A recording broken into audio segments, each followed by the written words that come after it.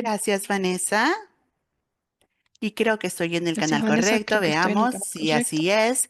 Y sí, pues es mi gran placer presentar a Luisa am, Arispe, que es la directora del Departamento de Microscopía, que es por eso que la conozco. Tiene una carrera fascinante que para mí es muy emocionante, que es la vasculatura y el motivo por el que la conocí, ya habiendo leído sus manuscritos y luego hablé con ella y en la Universidad de Northwestern yo le hice una entrevista y em, conozco el plano de su oficina y creo que está ella frente ahí y también fue ella mentora y yo noté que esto era algo importante porque eso me dice que a esta persona le interesan las personas a las que está capacitando. Y entonces, entre más tiempo ha estado ella en su departamento, más se ha mencionado cuántos ella promueve los valores de diversidad, de equidad, de inclusión, promueve la inclusión de más mujeres, de profesorado joven y de personas de diferentes razas y también incluye a personas neurodiversas. Entonces, en ese departamento se reconoce que es una persona que ha traído muchos cambios positivos, así que es un placer darle la bienvenida aquí a esta serie de conferenciantes para el mes de la herencia hispana. Iba a dar un breve resumen de su carrera, pero creo que ella hará eso. Así que con esto yo le paso la palabra a Luisa. Gracias, Mariana, y gracias a todos ustedes por estar aquí. Es mi gran placer ser parte de esta serie. De hecho, es para mí un honor por muchos motivos. Obviamente, mi legado, mi herencia también es hispana y me siento orgullosa de ser parte de esta herencia, de este legado y de ser una fuerza para el cambio en la ciencia. Así que voy a empezar compartiendo mi pantalla y espero que ustedes puedan verla. Y pues el título de mi presentación es macrófagos o interacciones en- entre el endotelio y macrófagos en la pared vascular. Y también voy a hablar de esto y varios aspectos que pienso que les puedan atraer a ustedes, pero hablando de lo que habló Mariana, permítame mencionar que yo nací en España. Y yo emigré de España a Argentina a la edad de 5 años, obviamente siguiendo a mis padres, quienes estaban interesados en reubicarse debido a motivos políticos. En aquel entonces, Franco era presidente y la dictadura no era algo que iba con mi papá, quien decidió emigrar. Así que eso hicimos, yo era hija única. Sigo siendo y continué siendo la hija única por mucho tiempo y entonces mucha de mi formación académica la completé en Argentina hasta que cumplí los 13 años, en cuyo momento, debido a problemas en Argentina, mis padres se mudaron a Brasil.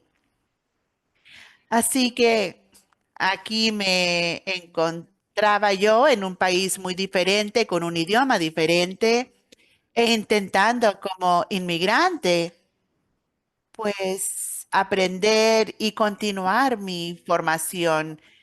Así que en Brasil yo completé el bachillerato y luego continué con la universidad, estudié biología y empecé mi maestría y al terminar mi maestría obtuve empleo en la Universidad Estatal de Río de Janeiro, pero yo deseaba estudiar células endoteliales y estaba muy firme en eso y el problema en el que yo estaba, que era USP, no tenía biología de las células endoteliales, así que decidí ir tras mis sueños y lo hice en Seattle, en la Universidad de Washington. Así que a la edad de 23 años, que es muy inusual para una joven española que dejaba su hogar y que viajara sola a otro país, a los Estados Unidos, que está a gran distancia del hogar de mis padres, Pues llegué ahí para ir tras mis sueños y me sentía muy solitaria y estoy segura de que muchos de ustedes que se han reubicado a otros países pueden comprender eso, pero todo era muy emocionante porque el mundo de la ciencia era maravilloso para mí. Así que pasé varios años en Seattle y de ahí terminé mi doctorado y mi postdoctorado y decidí de hecho permanecer en los Estados Unidos para em, continuar mi carrera académica. Y en ese entonces había mucha incertidumbre y muchas dificultades, pero pude lograr mi primer nombramiento en la Facultad de Medicina de Harvard en Boston, así que me reubiqué a Boston a la edad de 29 años y empecé mi carrera independiente como investigadora científica. De ahí me casé con mi esposo, quien es estadounidense, pero también nació en España. Es una historia muy complicada, pero de cualquier manera, él estaba estudiando su postdoctorado en aquel entonces y ambos teníamos empleo y luego él encontró un empleo en la Universidad de California en Los Ángeles, UCLA, así que me reubiqué a Los Ángeles, UCLA, y ahí tuve mi segundo puesto de profesora a la edad de 33 en UCLA, continuando mi estudio de la vasculatura humana. Y de ahí me mudé a Chicago, donde hoy en día me encuentro, y este es mi tercer nombramiento como profesora. Soy directora de la facultad y continúo estudiando los vasos sanguíneos y es una institución increíble y aquí estoy intentando desarrollar un departamento, una facultad muy fuerte y todo esto ocurrió durante mi estudio de los vasos sanguíneos. Así que la historia que les contaré hoy tiene que ver con un nuevo tipo de célula muy emocionante que descubrimos ya que nos interesaba estudiar la aorta. Así que esa es una imagen del vaso más grande que tenemos en nuestro cuerpo, que es la aorta, emana, que surge del corazón y luego, y de hecho está pegada a la columna vertebral. Y si la cortamos de forma transversal, se muestran diferentes capas de células. La capa más interna se llama el endotelio, que también colectivamente se le llama túnica íntima, porque incluye otras capas y porque es la parte más interna del vaso, que es la túnica íntima. Capa intermedia es la túnica media, que tiene las células musculares y también está a cargo de la conectividad del vaso. Y la última es la túnica adventicia, que tiene mucho tejido conector y también fibroso. Así que nuestro enfoque será en el endotelio, en particular esta am, capa individual de células que es responsable de mucha de la comunicación entre la sangre y todos los órganos del cuerpo. Las células endoteliales están a cargo de muchas funciones. Una de ellas es de ser una barrera. Sin el endotelio, la sangre se saldría del vaso, ah, y también está a cargo del tráfico. Si se pueden imaginar, el endotelio es la puerta que está abierta para que haya extravasación de los leucocitos, por ejemplo. Así que el endotelio tiene que dar permiso a esas células para que trafiquen por ahí. Y también hay muchas otras funciones. Una de ellas es, de hecho, prevenir la coagulación. No sería bueno si hubiera coágulos dentro de los vasos sanguíneos. Y cuando ocurren por motivos patológicos, eso resulta en un ataque cerebral o un ataque cardíaco. Así que también esto se relaciona a esta función. Lo interesante del endotelio es que, de nuevo, realmente es una capa de células muy activas que están interactuando a su vez con los leucocitos y con todas las otras células sanguíneas del cuerpo. Así que ah, esto tiende eh, a ser transitivo y todas estas células pasan por aquí y luego transmigran de tal manera que esto les permite interactuar con cualquier entorno inflamatorio y actuar sobre este.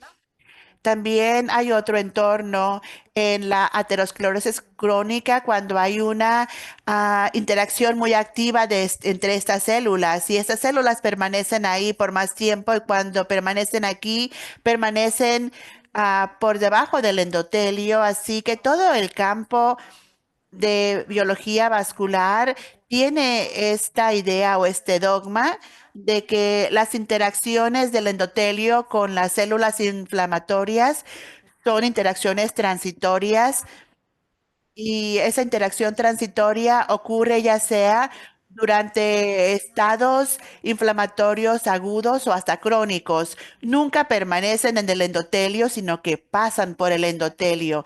Y hoy les voy a mostrar que ese no es el caso, que ese dogma no es particularmente cierto. Así que aquí entonces llega esta estudiante de posgrado fantástica, también latina, de nombre Gloria Hernández. Era estudiante de posgrado en mi laboratorio y ahora trabaja para Genentech en la industria. Y ella se hizo cargo de este proyecto mayormente por algunas observaciones morfológicas que hicimos al principio. Yo les conté que la interacción con las células inflamatorias es transitoria y ese es el dogma. Pero cuando Gloria estaba observando la aorta y aquí de hecho ella abrió el tubo y lo aplanó para poder observarlo en el microscopio confocal. Ella observó que las células inflamatorias, que son las que están en verde, todas estas decoraban la curva interna de la aorta y también donde esta tiene ramas. Y esto lo observó en un animal muy sano y relativamente joven. Así que ella estaba em, confundida porque se supone que esto no se debe de ver y eso no es lo que aprendimos en la escuela en cuanto a estas células inflamatorias. Entonces, ¿cómo podíamos explicar la presencia de estas células en el contexto de una situación normal? Y ella también es muy curiosa, ella se sintió muy atraída por su apariencia y cómo interactuaban con las células endoteliales. Entonces, ella no sabía que si estas células inflamatorias se encontraban por debajo o en la superficie del endotelio.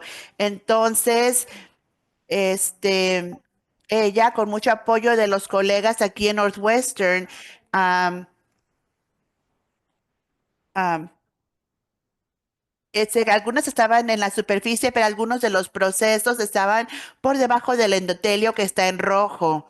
Entonces, ustedes aquí pueden ver el endotelio en rojo y las células inmunológicas en verdes. Así que estas células inmunológicas, de hecho, estaban cocidas dentro del endotelio y esto es en situaciones normales. Esta es otra estrategia que ya usó, otro Esta es una enfoque, estrategia que ella usó utilizando diferentes para tipos lidiar con de enfoques células diferentes de y abordar. ella Ella vio que concluyó estas que células, estas células estaban bajo las células nosotros endoteliales y aquí ya vemos este pueden ver a veces que esto a veces podemos ver en este proceso que las células realmente estaban adentro de las células epiteliales. Entonces, lo interesante es que ella vio que estas células endoteliales estaban particularmente asociadas a las áreas de flujo que fue perturbada o alterada Entonces, estas fuerzas hemodinámicas pueden ser lineares, cosa que aparece aquí, ¿verdad? Estas son las flechas, pero también se pueden perturbar. Entonces, siempre que hay una rama, que se abren las ramas, podemos observar la presencia de estas células inmunológicas, cosa que se ha conocido desde hace mucho tiempo. Entonces, estas áreas de flujo laminal, luminal, perdón, laminar, son ateropronas, entonces se desarrolla una aterosclerosis en estas regiones. Entonces ella siguió con sus estudios, con su investigación para poder entender si estas áreas estaban decoradas con las células inmunes. Entonces aquí ustedes pueden ver las aperturas, estas son las intercostales. No hay células visibles en esta parte.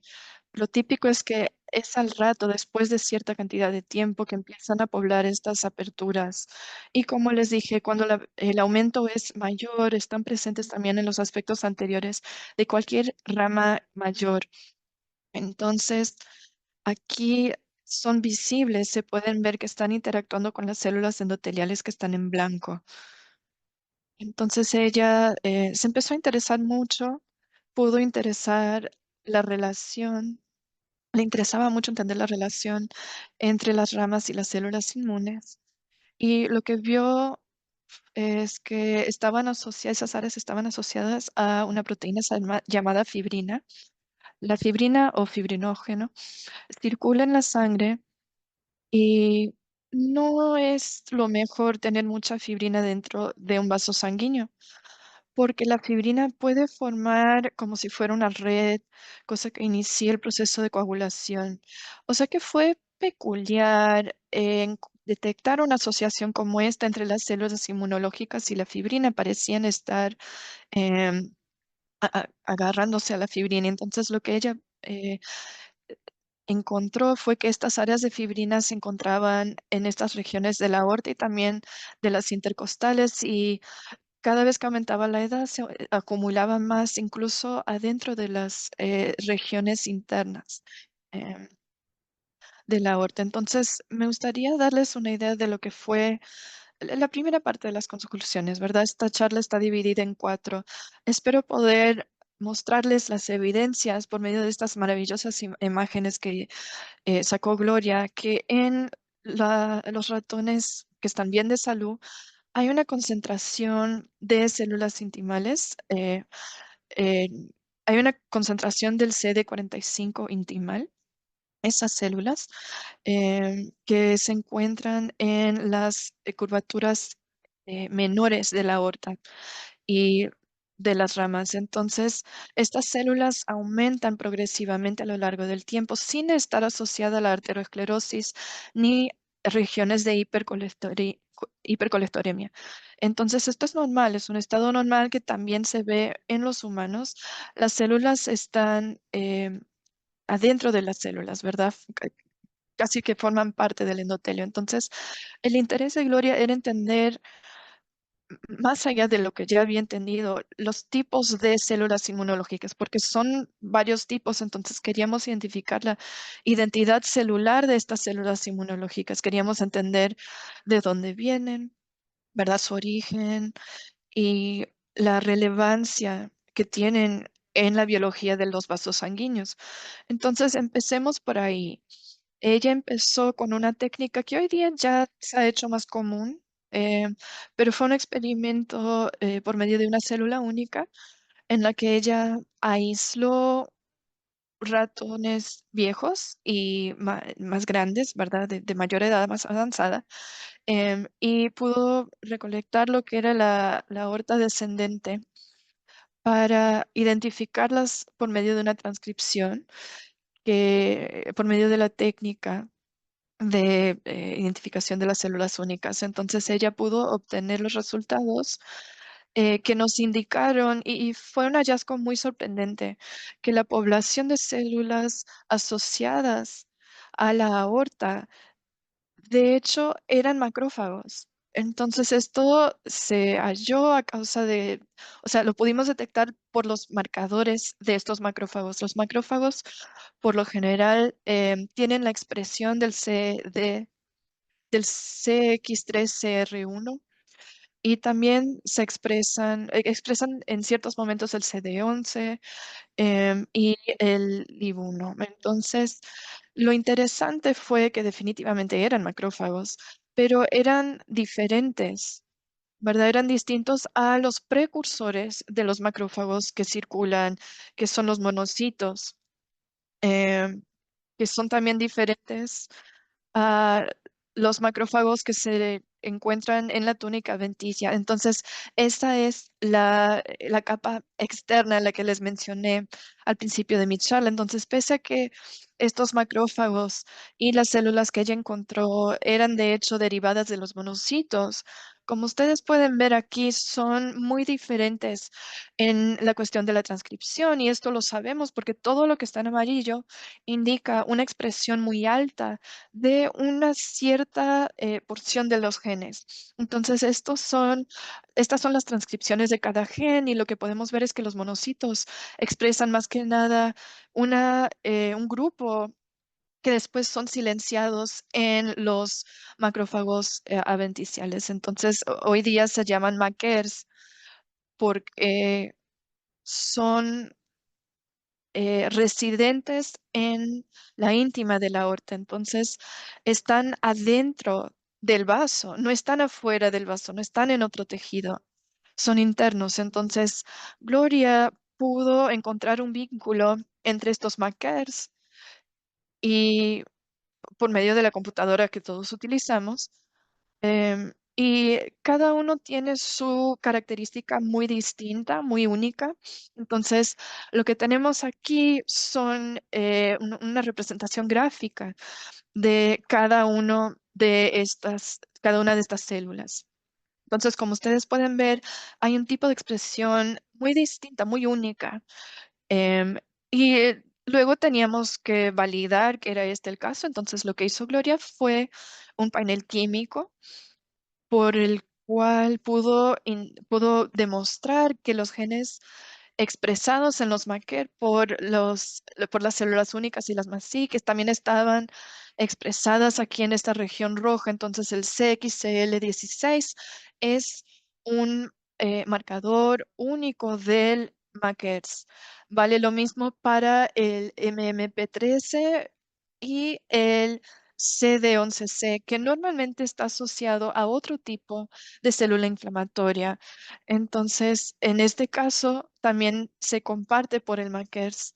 Entonces, todo esto ocurre en la íntima, en esa capa interna, interior de los vasos sanguíneos. Y luego, cuando ella se fijó en la adventicia, en la externa, lo que ella vio fue que ninguno de estos marcadores presentes en el maquer estaban presentes en la adventicia. Entonces, realmente son marcadores muy únicos a esta población de células que tiene un local muy inusual porque están en el aspecto de la íntima de los vasos sanguíneos mayores, en regiones en las que hay un flujo perturbado o alterado. Entonces, esencialmente estas células em, se encuentran la curva, el callado aórtico y esta población única de macrófagos residentes en la íntima aórtica o MAQUERS. Entonces, ella pudo completar esta meta que era identificar la transcripción en las células, en la identidad de las células inmunológicas. Y esa es una pregunta muy importante porque las células inmunológicas pueden originarse en diferentes fuentes o de diferentes fuentes y dependiendo de su origen pueden ser provisionales o permanentes y pueden tener diferente potencial de diferenciación. Así que esa era una pregunta muy importante que ella deseaba contestar. Entonces, ¿cuándo es que estos macrófagos que residen en la íntima aparecen en la aorta? Así que Gloria regresó e intentó buscar para determinar qué tan temprano, porque sabemos que a las 8 semanas después de nacer ya están ahí, pero ¿cuándo es la primera vez que, o la última vez que no las vemos? Así que ella entró a las etapas embriónicas y esta es una aorta embriónica y de hecho esto fue en el embrio 18.5 y esto es muy difícil de hacer porque el animal es muy pequeño y fue muy talentosa en abrir la aorta y ustedes quizás se pregunten qué es este vaso tan grande que vamos a, a un lado de la aorta, que pueden ustedes ver aquí en esta imagen, y eso se llama el ducto arterioso. Y aquí está muy abierto porque durante la vida del feto, el ducto arterioso es la región que permite la comunicación o la circulación abierta con el ah, pulmón. Así que en- con el tejido embriónico 18.5 está abierto y no está abierto al nacer. La primera vez, ya está abierto al nacer, perdón. Cuando lo vemos es ah, en el uno y aquí podemos ver que en el conducto arterioso se está contrayendo y es muy importante que este vaso se contraiga porque de lo contrario tenemos a bebés que nacen morados donde la circulación del corazón y el pulmón se comparte, así que esta sangre no está bien oxigenada. Así que en este esquema podemos ver cómo ocurre. O sea que el conducto arterioso se comunica de manera muy abierta.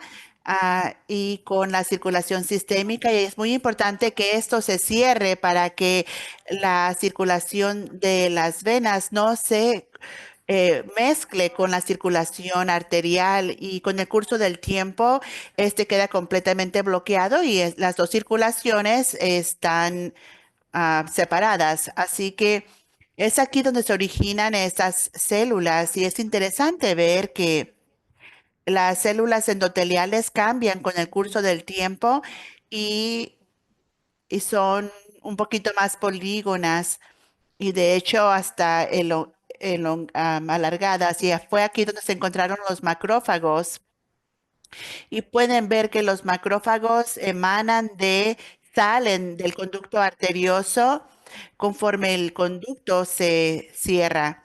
Y aquí pueden ver que están migrando como hormigas que salen de un agujero. Y de hecho, están compartiendo algunos de los marcadores que identificamos en las células adultas. De hecho, estas células son las mismas que identificamos en el adulto. De hecho, esta es una prueba de que ese es el caso.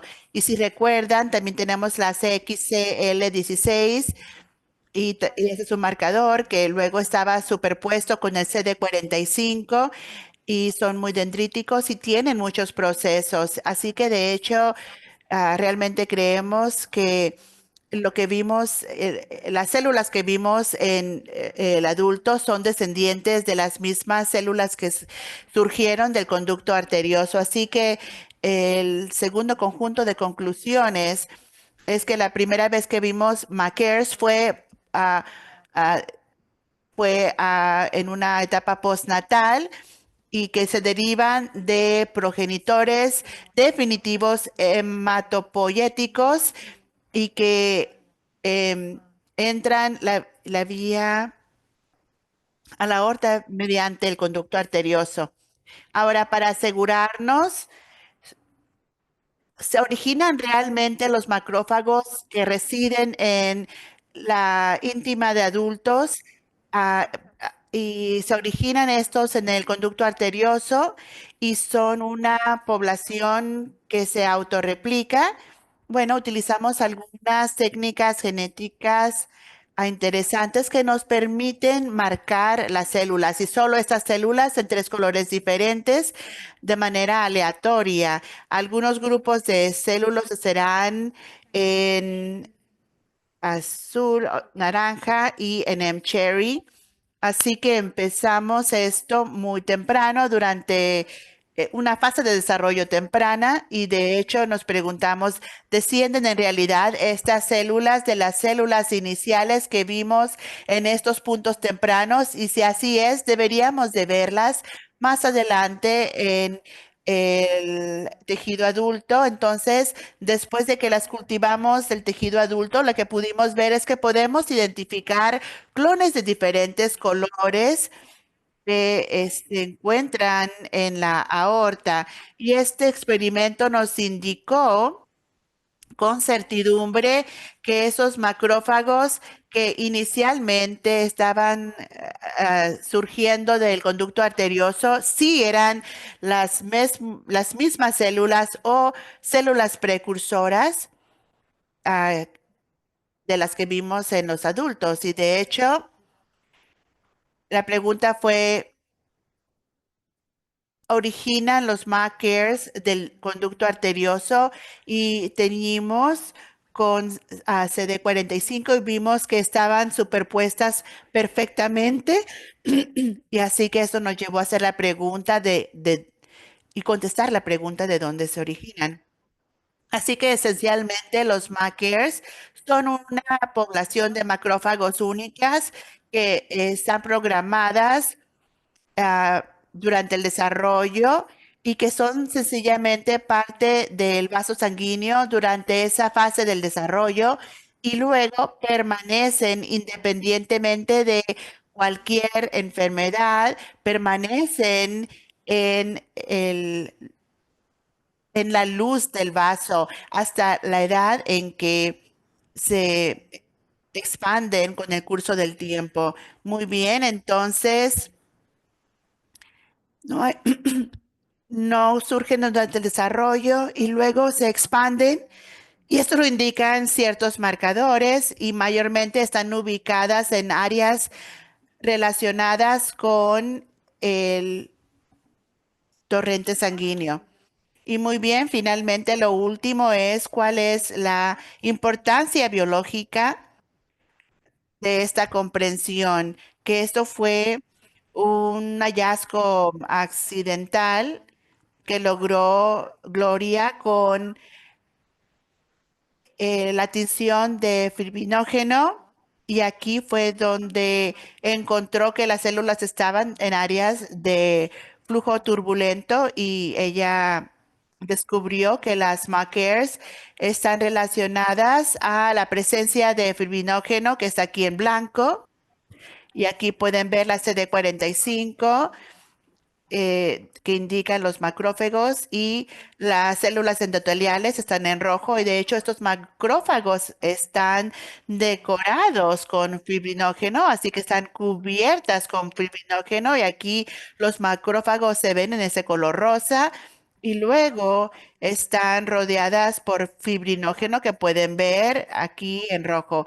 De hecho, estos macrófagos están digeriendo el fibrinógeno y es muy importante eliminar esto, de lo contrario, habrá coágulos en la aorta. Entonces, para entender si esta de hecho fue la función, lo que hizo Gloria fue eliminar estas células del ratón adulto usando un truco genético. Y ese truco fue, de hecho, expresar el deuteriotoxin, la toxina difterial y la manera en que descubrimos que esto funcionó es que cuando teñimos la aorta con la CD45 y abrimos difterina toxina después, fue cuando lo descubrimos que esto ocurrió. Entonces, ¿qué pasó con los ratones o con las células de los ratones cuando eliminamos esto?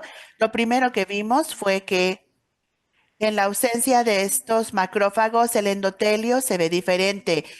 Las células endoteliales, de hecho, se ven más pequeñas y de hecho se contraen. Y sabemos que se contraen porque están expresando ah, PMLC que se usa para la contracción de las células endoteliales. Entonces, en un ratón que tiene los macrófagos se ve expresado, pero cuando esto no está ahí, las células endoteliales de hecho se contraen. Así que aquí podemos ver esencialmente que cuando em, agotamos los macrófagos, lo que podemos ver es un incremento de fibrinógeno. Así que lo que puede ver son acumulaciones de fibrinógeno y como les mencioné, el fibrinógeno no es bueno tener dentro del vaso sanguíneo porque eso puede resultar en la formación de coágulos. Y de hecho, si aquí pueden ver, que bajo control la cantidad de fibrinógeno en realidad es muy pequeña, pero cuando están ausentes los macrófagos se acumula el fibrinógeno y hay unas fibras que forman unas redes y debido a eso se forman microcoágulos que no son buenos y no es bueno tener esos microcoágulos en la circulación.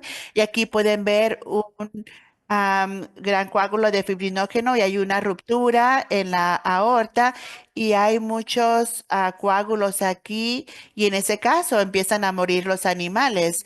Así que lo que ocurre aquí es que hay también una lectura de coagulación. Y aquí pueden ver que en múltiples órganos hay coagulación de los vasos sanguíneos, así que muchos de los animales, 50% de los animales mueren sin los macrófagos.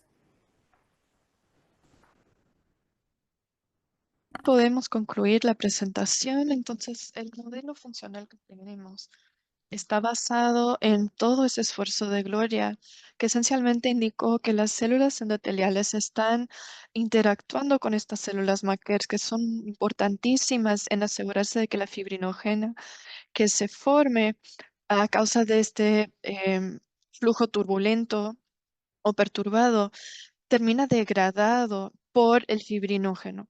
Entonces, esto ocurre porque están produciendo mucha plasmina y la plasmina eh, cubre el fibrinógeno. Entonces, cuando los macrófagos ya no están, eso no puede ocurrir más. Entonces, el fibrinógeno forma fibrinas y entonces se forman coágulos porque están atrapados los hematocitos. Entonces, el animal ya no puede tener coágulos. Entonces, este es el momento de terminar la presentación. Quería agradecerle muchísimo a Gloria que hizo tanto esfuerzo y que se publicó en un artículo de muy alta calidad que se llama Nature. Y una gran parte de esa investigación se realizó durante la pandemia, entonces aquí podemos ver todos los académicos que le estaban animando a Gloria, porque estas son cosas que no se pueden hacer cuando estamos aislados. Le debemos muchísimo a nuestros colaboradores en varias instituciones. Entonces, este es el momento en el que quiero concluir, pero con gusto puedo responder cualquier pregunta. Muchas gracias, Luisa. Fue una charla fantástica. Em, ¿Cuántas pruebas? ¿Alguien tiene alguna pregunta?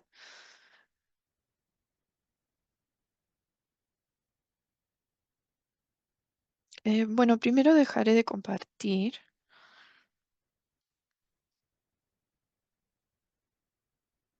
Sí, ustedes pueden preguntar en el chat, pero también puedo empezar yo con mis preguntas. Mi pregunta tiene que ver con tu carrera. Algunas de las cosas que indicaste implican un cambio de paradigmas. Entonces, ¿qué tan fácil fue defender esos hallazgos? Eras muy joven, ¿verdad? Tenías poco tiempo en tus puestos, entonces fue un reto. Bueno, ¿cuántas preguntas? Eh, sí, yo diría que lo más difícil, el puesto más difícil fue el de Brasil. Porque yo era tan joven, tenía 23 años y de hecho estaba dando clases de histología y embriología y a estudiantes de medicina, de farmacología, de biología. Entonces ellos, yo les llevaba solo 2 años, a estos estudiantes quizás tres. Entonces esto pasó porque eh, me brinqué algunos años, ¿verdad? En esa mudanza de Argentina a Brasil pude avanzar académicamente en algunos grados. Entonces, ese fue un gran reto. Fue muy difícil, en particular por ser mujer y por la época. ¿Verdad? Fue muy difícil, pero me intenté enfocar en el trabajo, ¿verdad? En el mismo trabajo. No quise prestarle atención o distraerle o con cualquier comentario o problema que surgiera a causa de eso, ¿verdad? Pero en cuanto al dogma y la lucha contra el dogma, em, sí es cierto que es muy difícil. Son ideas que están, son formativas, ¿verdad? En la literatura. Entonces, hay una razón particular por la cual las personas eh, hacen eso, porque todo se observa, ¿verdad? Está indicado. Lo que pasa es que encontramos algo que no se encaja en ese conocimiento establecido y entonces son pruebas que se tienen que volver a encontrar. O sea que sí demoramos mucho tiempo en poder publicar esto, porque había toda una reacción en, ¿verdad? Porque estaba como que era un conocimiento como que fijo en cimiento, ¿verdad? Hallazgos, digamos que fijos en cimiento y nosotros teníamos que quebrar ese cimiento, ese concreto para para poder avanzar. Wow, qué interesante. Parece que Pierce está preguntando si este modelo es parsimonio. Esto de que hay un flujo sanguíneo más turbulento en los makers a lo largo del cuerpo. Sí, siempre que hay un flujo turbulento aparecen macrófagos como estos. Y la razón por la cual las personas nunca habían visto esto, pensé que se había estado investigando por mucho tiempo es justamente por la técnica de Gloria, que utilizó Gloria. Ella abrió, entonces lo tenía como que ya era plana la visualización, porque los macrófagos pasan por procesos muy largos y entonces cuando se corta aparece un puntito verde y no hay significancia. Si único que estamos viendo es un puntito verde, entonces tampoco le damos importancia a las células que están en la superficie del endotelio porque uno piensa que están pasando hacia adentro. Entonces, el único momento en el que realmente fue posible ponerle atención a esto fue el momento de abrir el vaso y entonces ella encontró unas células hermosas que nunca se habían visualizado antes.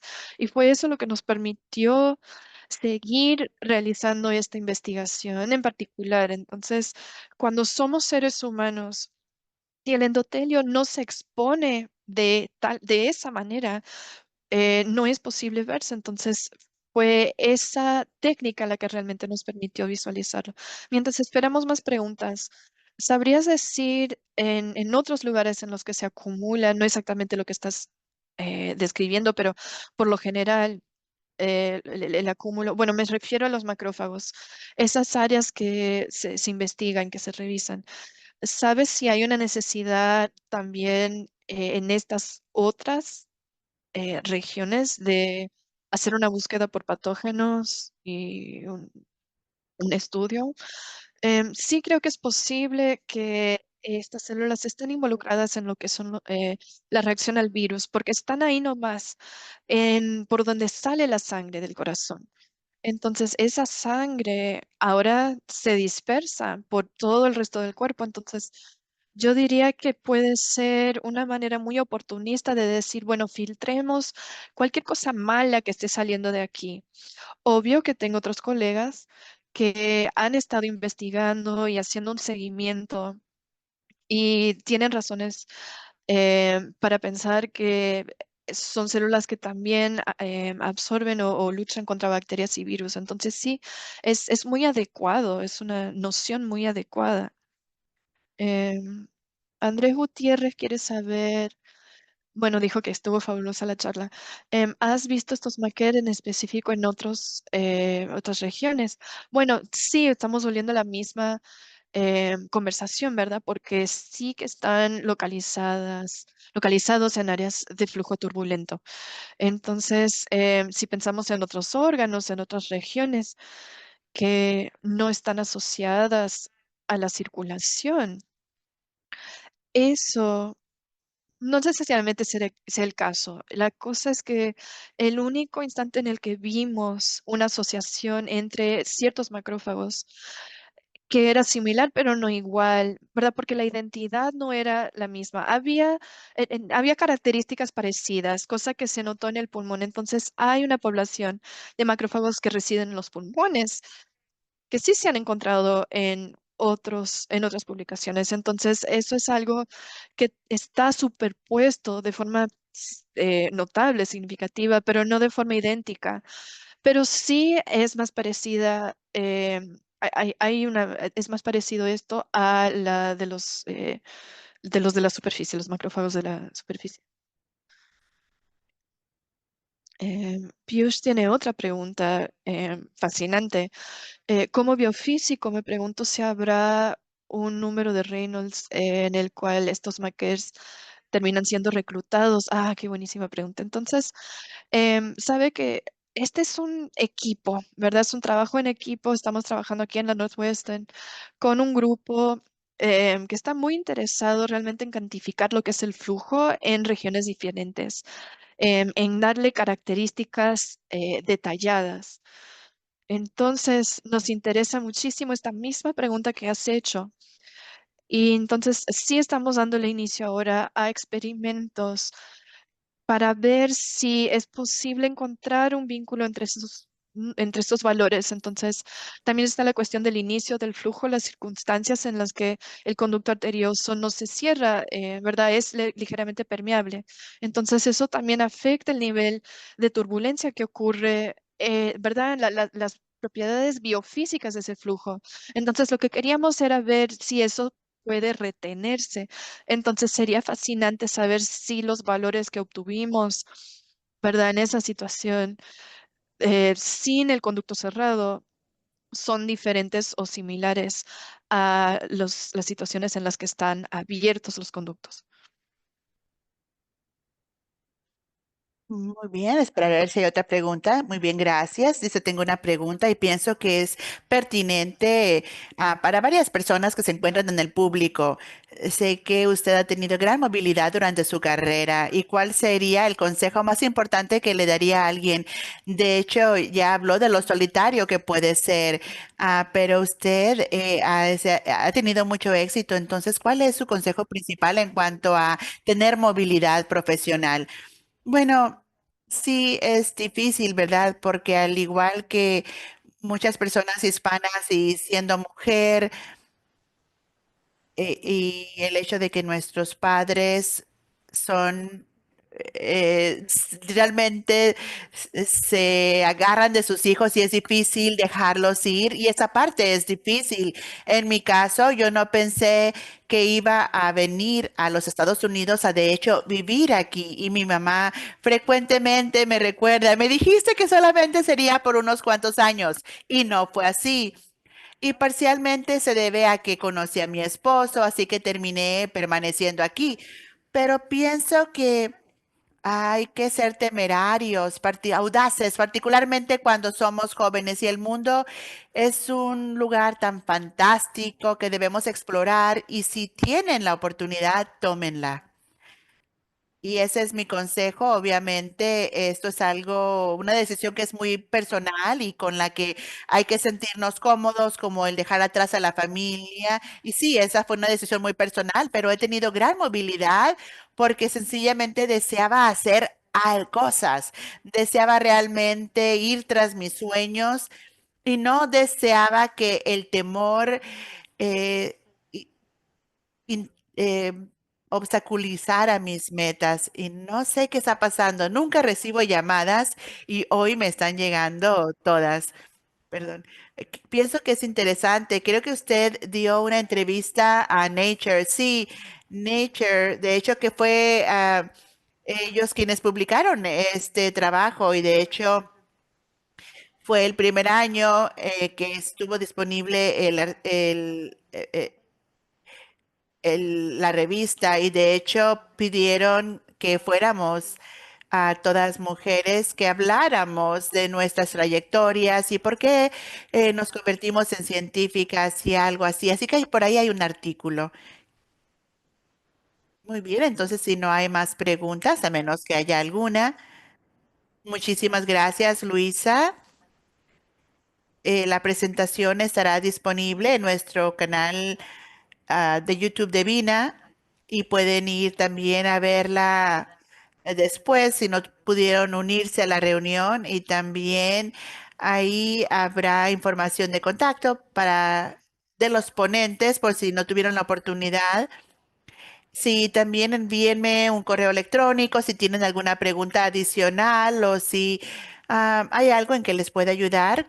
Yo con gusto les puedo responder a cualquier correo que me llegue del grupo presente aquí. Y muchas gracias a Vina por hacer esto. Pienso que esta organización es fantástica y me siento encantada de ser parte de ella y realmente agradezco que esto exista. Me hubiera gustado que esto hubiera estado disponible cuando era joven, así que les agradezco el tiempo y esfuerzo que ustedes invierten en esto. Gracias, Luis.